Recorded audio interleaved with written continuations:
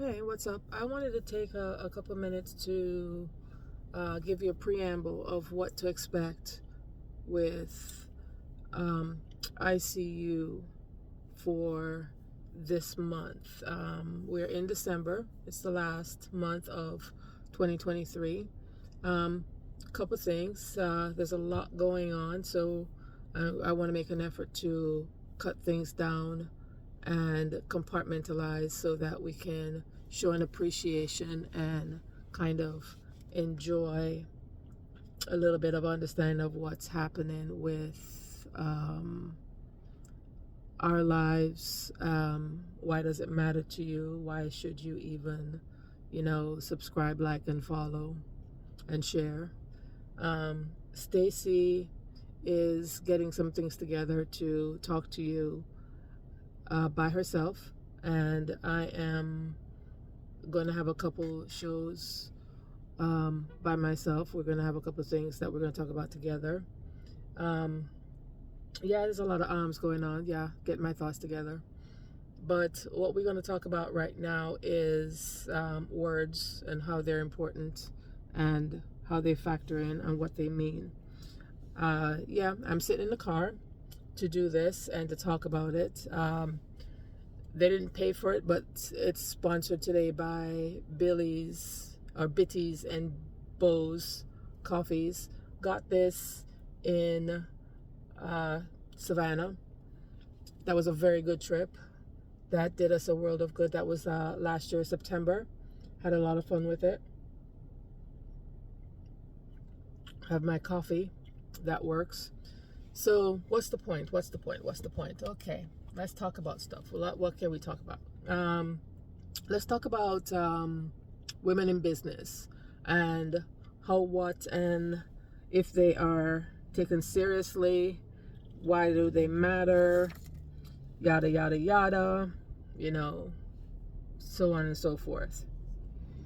I am a solopreneur, and right now I have had to tailor my business to deal with Stacy's disorder, her seizure disorder, and how that works. How much money do I need to bring in per month for us to meet our obligations, meet our bills, keep a roof over our heads, to live, to not even to really participate in the American dream, but to live? Well, good, round, sensible, manageable number is probably going to be something like $10,000 a month. Out of that comes our mortgage, out of that comes our car payment, out of that comes insurance, out of that comes utilities, out of that comes food, out of that comes just life. And when, people outside of our circle look at me and make assumptions, make presumptions, it's irritating. And the vices definitely are things that will rear their ugly heads. Yeah, people are jealous, and that negativity can ooze over your life. And you don't necessarily have to be a spiritual person. You don't even necessarily have to be someone that is, God believing, but you do have to be a part of humanity, and you need to be a part of whether or not you want to be living life. What's important to me is I want to enjoy the joys of what we have. I want to be able to help people. Why? Because we can't do all this by ourselves. We have one time that we go around, so give it our best shot. Why should we give it our best shot? Because do you really want to just go through life, substandard? Do you want to really go through life being worthless? Do you really want to go through life being less than? What do you want to have happen when you die? Does it matter to you? Do you care? Should you care? I do.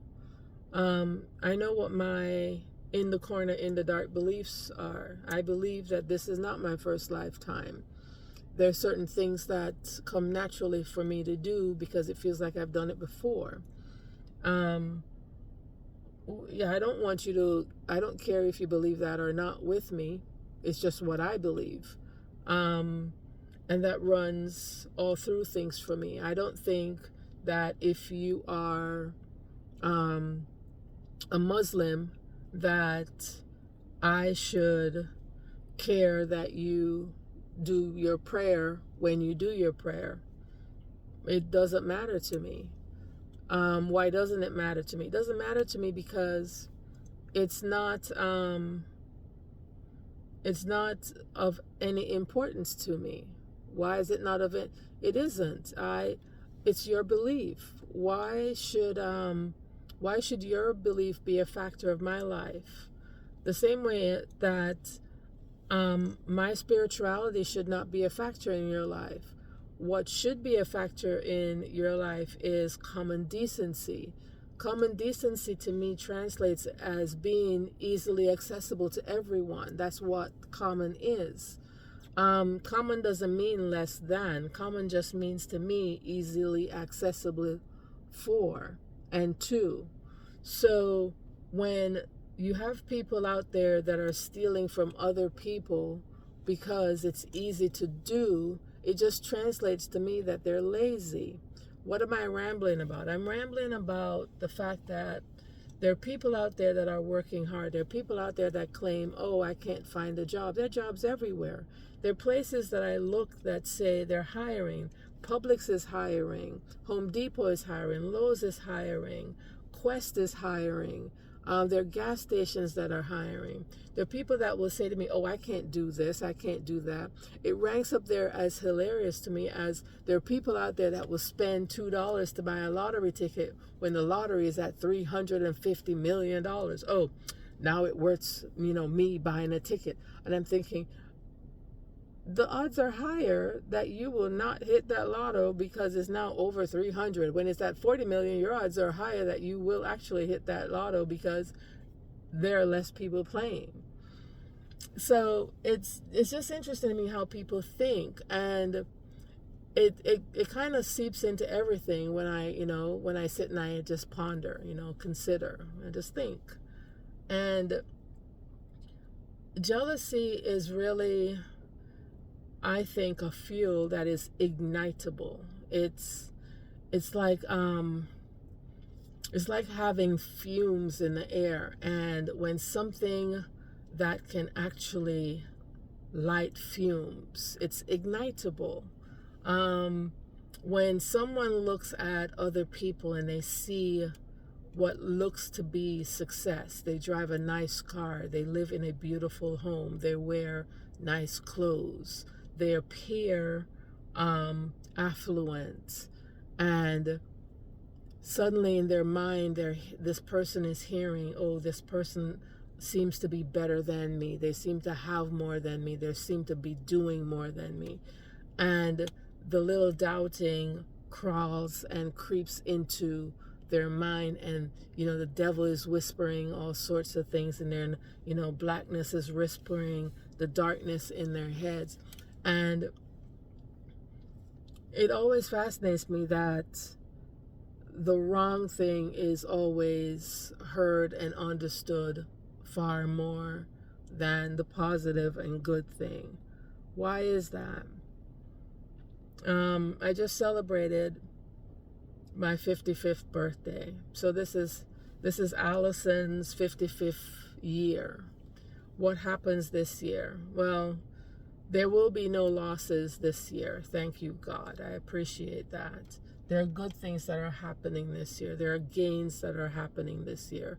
There are a lot of surprising gains to others looking in that are happening this year. Not to me, because, most of the gains that are happening are not happening because of me. They're happening because of my faith. They're happening because of my trust, and because the heavy weight is being carried by my God. It's not being carried by me. I know if I had to carry it, I'd be already gone, because it's easy to give up. It's easy to give in, because, you know,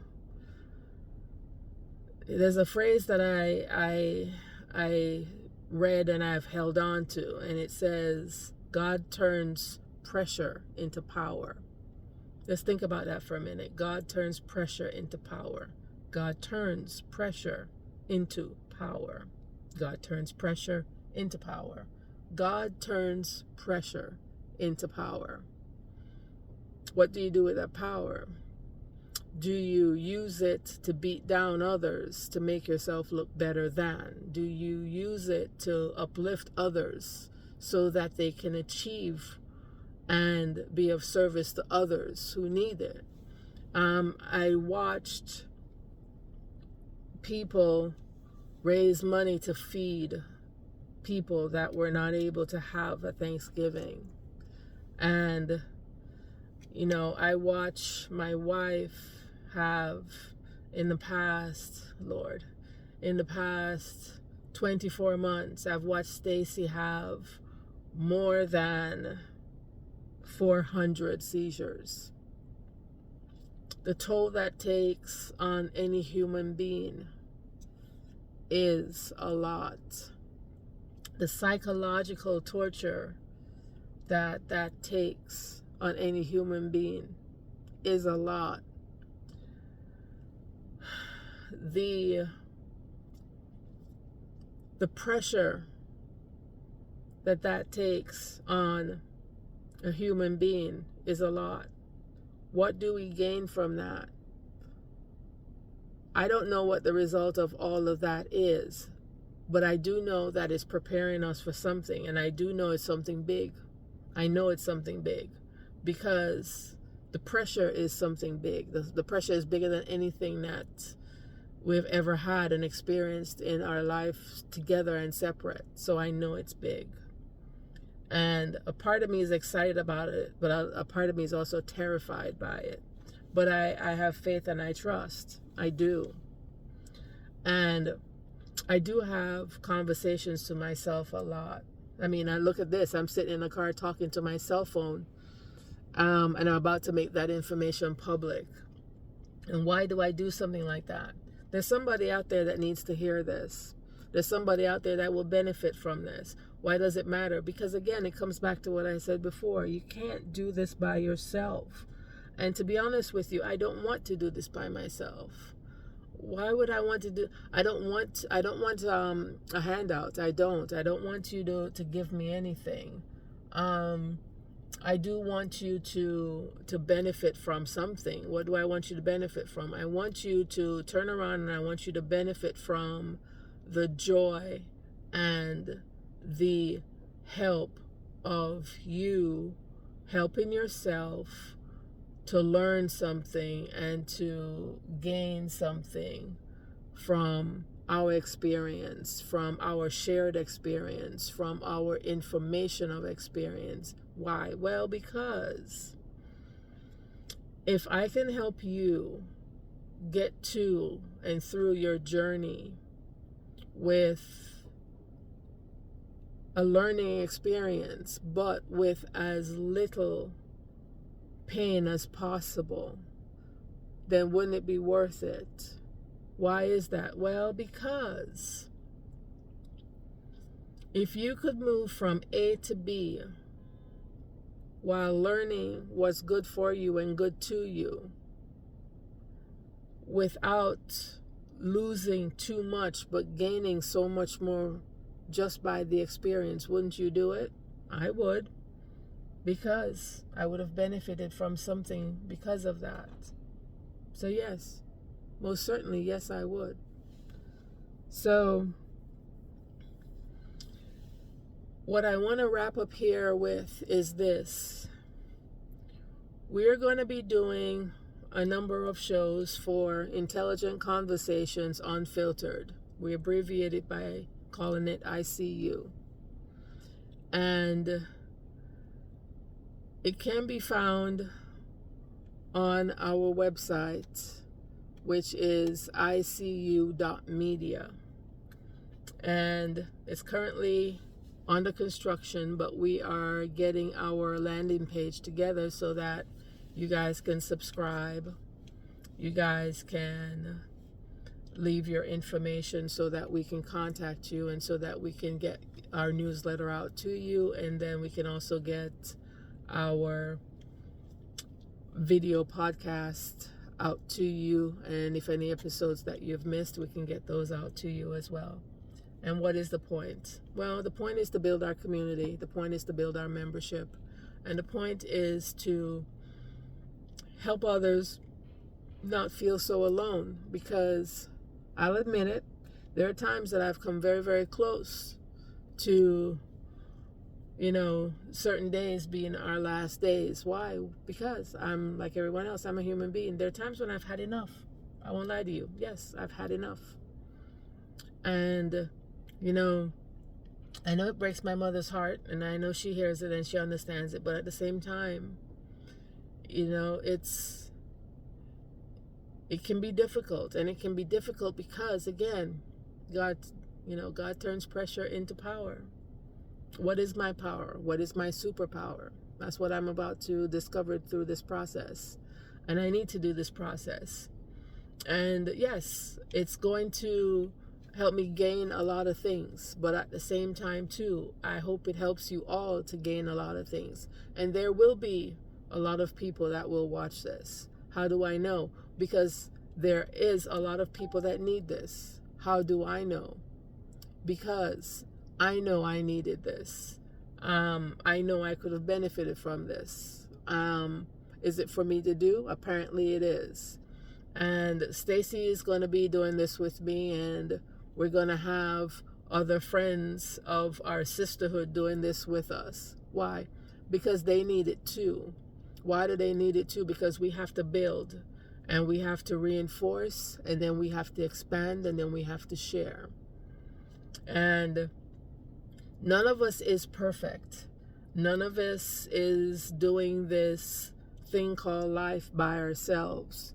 And you know what? None of us should want to, because to be human is to be community, and is to be a part of. We did come into this world by ourselves and naked. And yes, for the most part, we may leave this world by ourselves and naked, if we're lucky.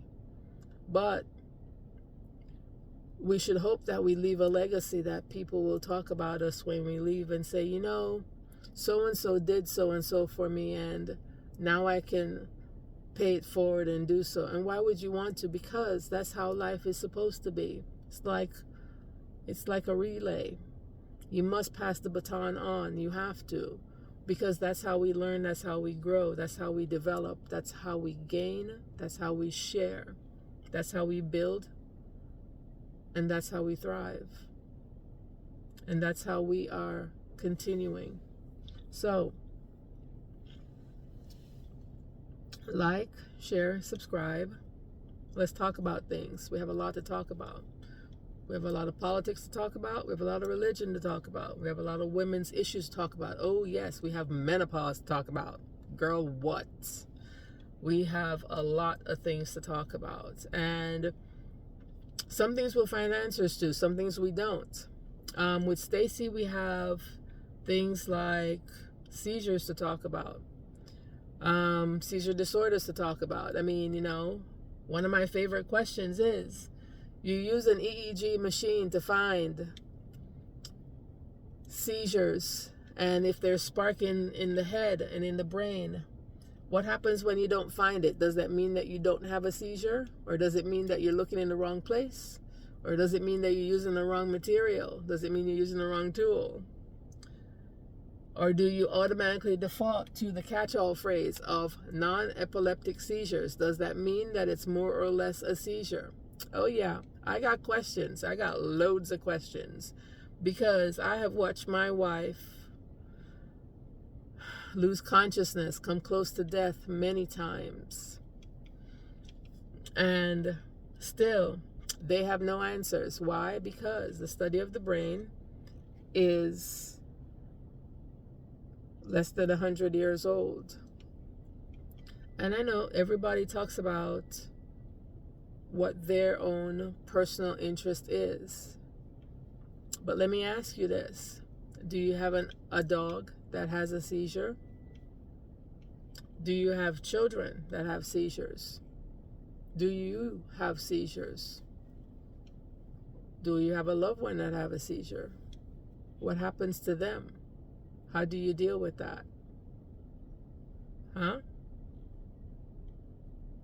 That should provoke thought.